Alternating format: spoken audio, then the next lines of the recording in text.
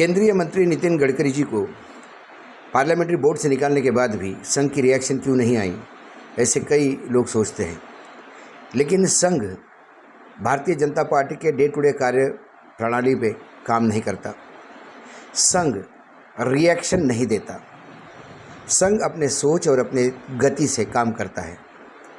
संघ को कोई बात नागवार भी गुजरी तो संघ कभी भी तुरंत रिएक्शन देकर किसी भी अपने आउटफिट के साथ तुरंत हेड ऑन कोल्यूशन वाली बात नहीं करता।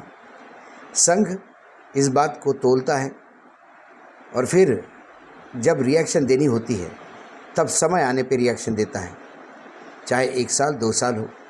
मुझे लगता है 2024 के लोकसभा चुनाव तक संघ ज़रूर इस बात को रेखांकित करेगा कि गडकरी की क्या गलती थी जो उन्हें पार्लियामेंट्री बोर्ड से निकाला गया।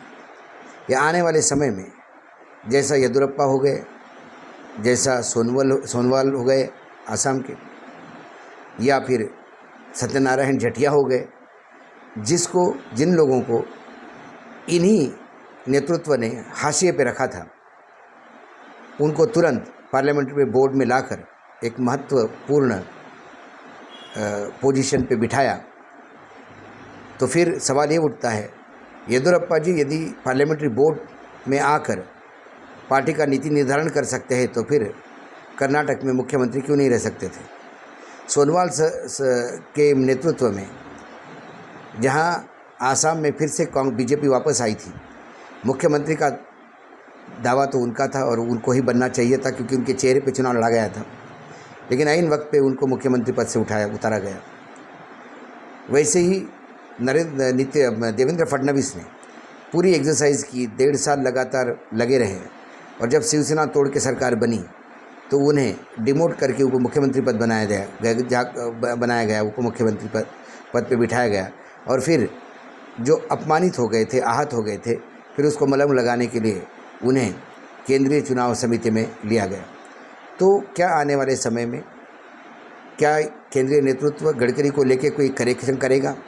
नहीं करेगा तो ये बात तो तय है, सबसे बड़ा परफॉर्मिंग मंत्री, देश में सबसे पॉपुलर मंत्री, अक्रॉस द पार्टी लाइन जिसकी पकड़ हो, अच्छा वक्ता और जिनके ऊपर कोई भी करप्शन का चार्ज जितने लगाने वाले थे सब माफ़ी मांग के पीछे हट गए। कोई बता नहीं पाए कि उनके ऊपर करप्शन के जो चार्जेस लगाए थे किसके कहने पे लगाए गए थे। लेकिन ये अंदरूनी भाजपा की राजनीति थी जो उन्हें दूसरे बार अध्यक्ष पद पे आरूढ़ नहीं होना देना चाहती थी।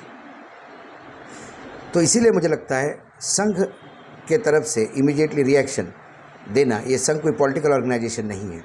वो सोच समझ के समय आने पर रिएक्शन देता है और गडकरी के मामले में रिएक्शन जरूर होगी, ऐसा मुझे लगता है। और आप हमसे जुड़े रहने के लिए सब्सक्राइब करें YouTube पर, फॉलो करें Twitter पर और लाइक करें Facebook पर। और ज्यादा जानकारी के लिए आपको टाइप करना होगा सिर्फ न्यूज़ नशा।